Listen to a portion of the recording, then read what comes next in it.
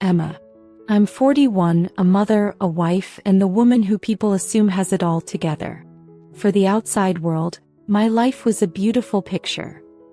Married to Adam for 22 years, mother to Jack who just turned 23, and the kind of woman who people say sacrifices everything for her family. Maybe I did.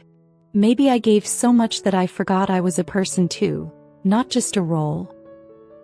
And what follows is not something I'm proud of. It's not a confession, not an excuse. It's just the truth. Adam, my husband, is a good man, dependable, hardworking.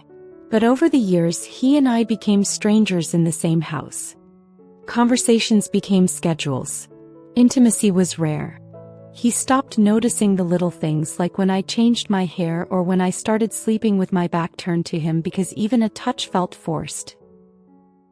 And Jack, my son, was the only source of warmth in that house. He's affectionate, thoughtful, and everything a mother could hope for.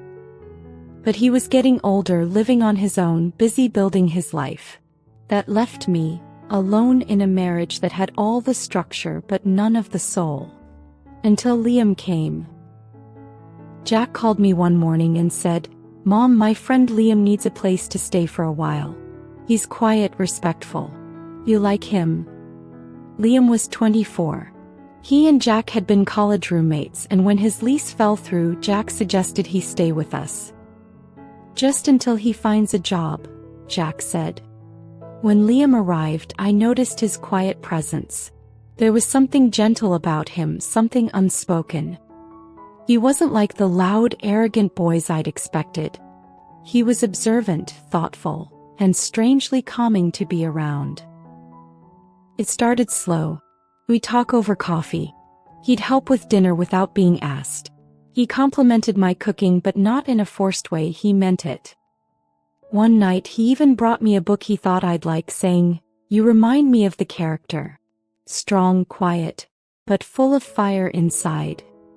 That sentence haunted me. One evening after Adam had gone to bed, I stayed up finishing laundry in the living room. Liam walked in, barefoot, hair slightly damp from a shower, and sat beside me. "Why are you always the one taking care of everything?" he asked. I shrugged. "Old habits." He looked at me then, not like a friend of my son, but like a man seeing a woman he wanted to understand. "You deserve more," he said quietly. It wasn't a line. It wasn't manipulation. It was honest. And it made my breath catch. Later that night, I lay in bed next to Adam, who was snoring softly, unaware that I was wide awake, staring at the ceiling, my heart racing with guilt and something worse, desire. A week passed. Jack got busy with a freelance project and started spending nights at his friend's apartment. Adam had business trips piling up. Liam and I were alone in the house more and more. One night it rained hard. Thunder rattled the windows. I was on the couch reading when Liam came out of his room and sat beside me. We talked about childhood, regrets, longing. "I used to think I didn't deserve love," he said. "But then I met you." I turned to him, shocked. "Liam." He didn't touch me. He just looked into my eyes. "I would never hurt you," he whispered. "But don't lie to me and say you don't feel this too." And the truth? I did. His hand brushed mine. Slowly. Tentatively. It felt like fire on skin that had long gone cold. We didn't sleep together that night. But emotionally, I had already crossed the line. It happened the next weekend. Jack had gone camping with friends. Adam was on a 3-day work trip. Liam and I were home alone. We cooked dinner, listened to music, drank a little wine. Felt like a date. Like I was young again, alive. Later he kissed me in the kitchen. It wasn't rushed or heated, it was slow. Tender. It felt like someone was seeing all of me for the first time in years. And we didn't stop this time.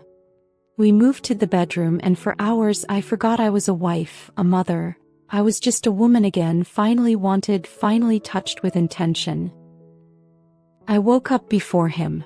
The sunlight creeping in made everything look more real, more terrifying. He stirred, reached for me, but I gently moved away. "We can't do this again," I whispered. He sat up. "I know." We both knew what we shared wasn't a game, but it was also something that couldn't survive the real world.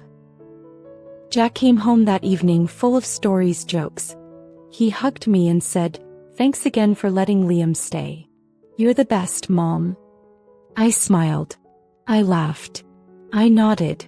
But inside, I broke. Liam left a few days later. Quietly. No drama. He left a note in the guest room. "Thank you for reminding me that I can feel. I hope someday someone reminds you too. You deserve it." Jack was confused. Why'd he leave so suddenly? I said, maybe he just needed a fresh start. And he believed me. Because he trusted me.